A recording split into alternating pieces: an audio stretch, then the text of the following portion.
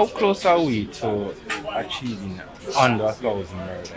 It's the dream, it's a goal of this organization and other. Well, it's not just a goal of an organization, it should be a national goal. And not just, it's interesting that we set under 1,000 as the goal. We should be way down to 300-400. You have to be able to deliver leadership when things are at their worst. That's when you really have to come in your own. If you can't do that, then probably you're not cut out for it. So you have to be able to clear the noise and focus on what is important, what matters at the moment, and respond accordingly. So when you get that call, there are a number of people who have been exposed to trauma, who are not sure what to do. There's uncertainty. As the leader, you have to step in and create certainty when there's uncertainty. When people are, their emotions are up, you have to be steady. You have to calm people down. You have to draw low gear and climb the hill and make sure everything goes as it should under the most difficult of circumstances. So, there are instances when, I listen to the police radio quite often. And there are instances where I've heard on the radio that my officers are in a firefight somewhere. I will go. Now, usually firefights don't take very long, but it's rare when they go on for a long time. But post issues can be quite unsettling, traumatic, and it matters to my men and women when they see me turn up. How close are we to achieving under 1,000 murders? It's the dream, it's a goal of this organization and other. Well, it's not just a goal of an organization, it should be a national goal. And not just, it's interesting that we set under 1,000 as the goal.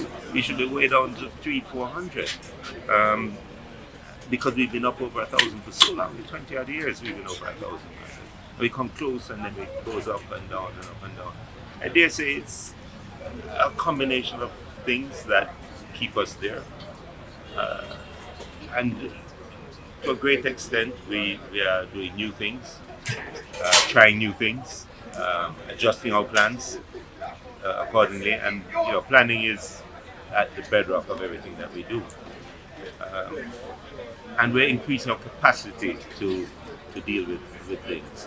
We have more persons coming in, but not just more people, but well-trained people who can tackle this kind of situation. We've been getting in some resources to be able to do that. But it takes time, and we were interrupted a bit by COVID.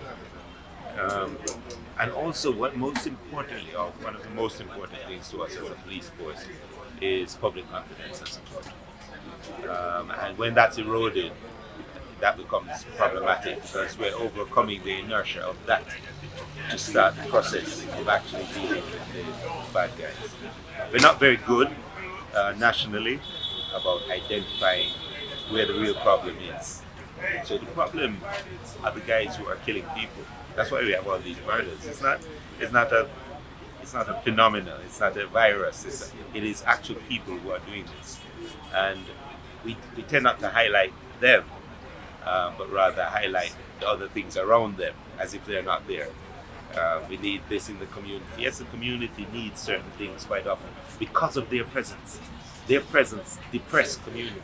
The presence of a gang in a community is going to guarantee poverty, guarantee the pulling down of the community structures, because they will put their own structures in place to provide a safe space for themselves. So we have to be able to remove those guys from the community within the law. And so if you hear me advocate for stronger laws, it's because I don't believe we should do things outside of the law. Under 1,000 murders is not impossible for Jamaica. Listen, we're good at everything we're doing. There's no reason why people think that we're not good at security. We're actually good at it.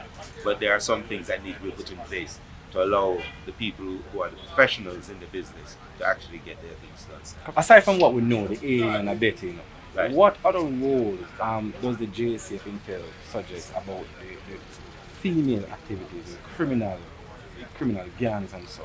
What else are the intelligence saying? Well, nowadays, it's a time of equality. You have women who do all of the crimes. Jamaican women don't really take a back seat. They tend to they push forward. The society supports women power, and women taking leadership roles. It's going to be no different in the underworld. It's a reflection of society as well.